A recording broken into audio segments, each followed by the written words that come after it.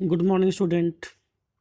Myself, Dilipkumar Verma, your chemistry teacher in CCS Academy.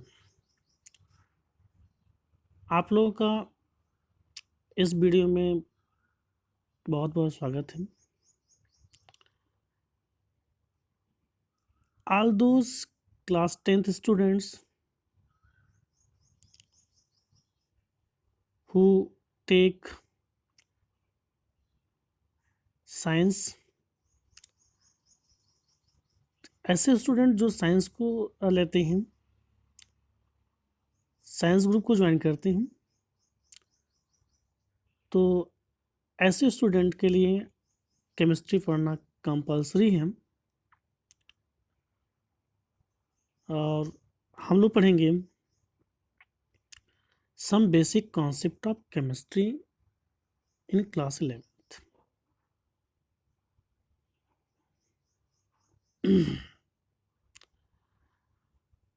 First of all,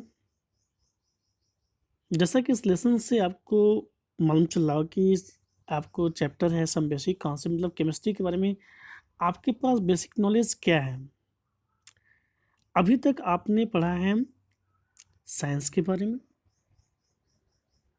class 10th standard तक, और आपने पढ़ा कि science provide special type of knowledge, एक special knowledge आपको provide करता है. Here in class 11th, your science lesson will be divided into again many branches like physics, chemistry, biology, etc. तो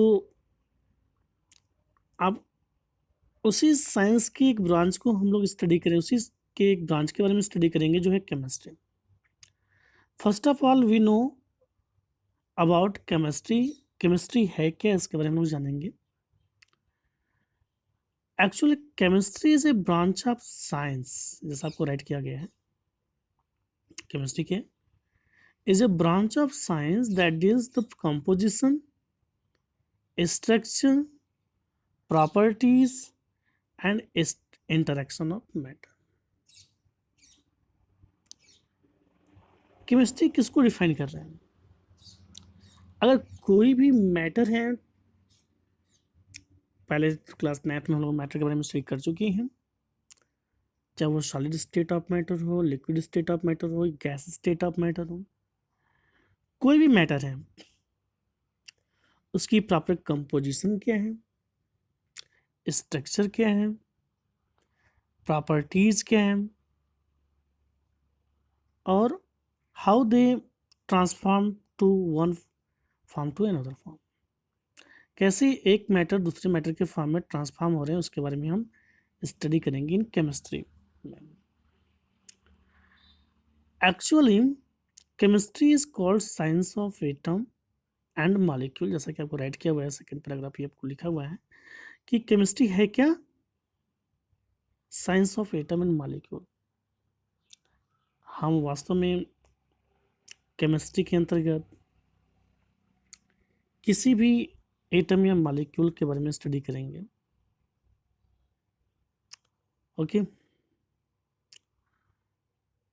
we will study that why substance combined are prepared to form a new substance with new properties. हम लोग chemistry में ये भी जानेंगे कि क्यों कुछ जो सब्सटेंसेस है एक दूसरे से कंबाइन करते हैं और एक नए सब्सटेंस की फॉर्मेशन करते हैं. तो केमिस्ट्री क्या है? Chemistry is the study of composition, structure, properties and interaction of matter.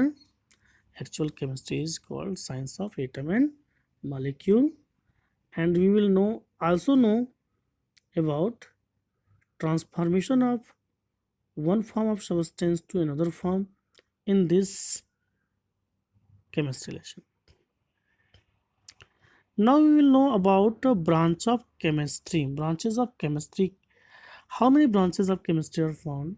So there are infinite number of branches, but few common branches we will study here, like organic chemistry, inorganic chemistry, physical chemistry, biochemistry, and analytical chemistry. आप class 11th में and 12th में actual में chemistry की दो book आप study करेंगे. One is rated from volume first, in which inorganic and physical parts of chemistry are involved, whereas in second portion, volume second portion, organic and biochemistry portion are involved here. तो आप देख रहे हैं branch of chemistry, there are, हमने 5 branches आप right किया हुआ है. ऑर्गेनिक केमिस्ट्री है क्या? Those branch of chemistry which carry organic components, that is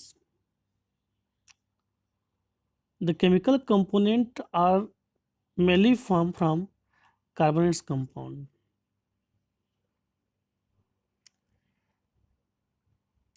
Now inorganic chemistry deals the study of all those components except then carbon compound. हम ऐसे सभी कंपोनेंट्स के बारे में स्टडी करेंगे इनऑर्गेनिक केमिस्ट्री के अंतर्गत जो कार्बन से नहीं बने होंगे except carbon dioxide and carbon monoxide. In physical chemistry, we will study about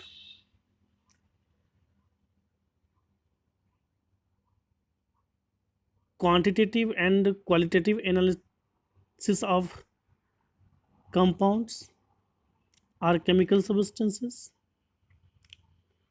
And last is biochemistry. Biochemistry related from all those components which involve in life supporting, like carbohydrates, proteins, fats, vitamins, enzymes, and other are. All these components are related from biochemistry. Okay. Analytical chemistry में हम लोग different component के analysis करेंगे, जानेंगे कि properly कैसे form हो. Now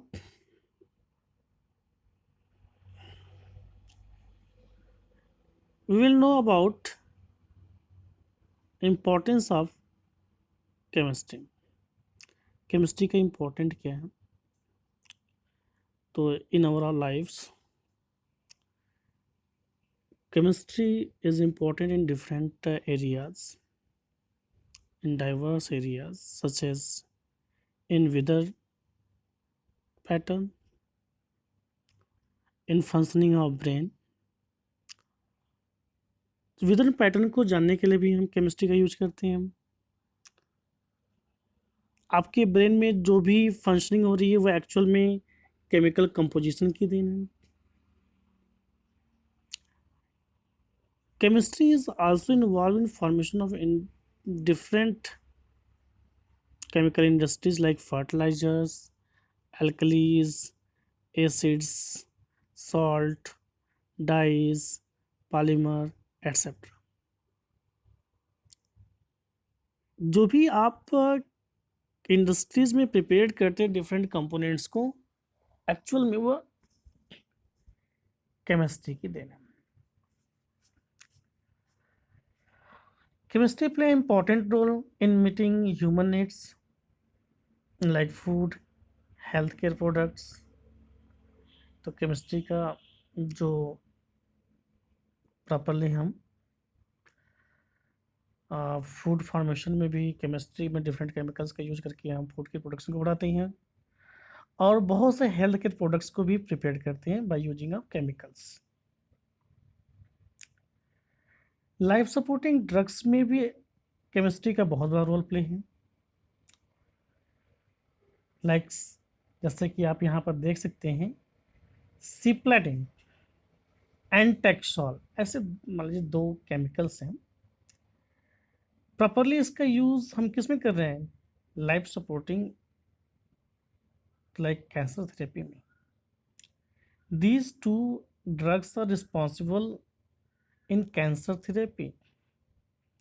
AZT, AZT ये टर्म बहुत ही इंपॉर्टेंट है। ये दो केमिकल्स जो आपको राइट किए गए हैं, ये मोस्टली पूछे जाते हैं, तो इसको भी आप याद रखेंगे। AZT, azidothymidine, this chemical is used for precautions from AIDS victim। तो एड्स विक्टिम जो भी एड्स से सफ़र कर रहे पेशेंट होते हैं, प्रॉपरली इनको एजीटी का एजेटी दिया जाता है।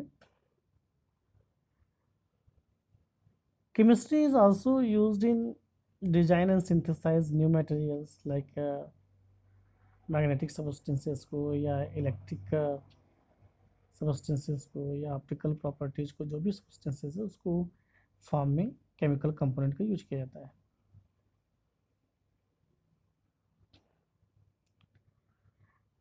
Chemicals are also involved in production of superconducting ceramics, polymers and fibers।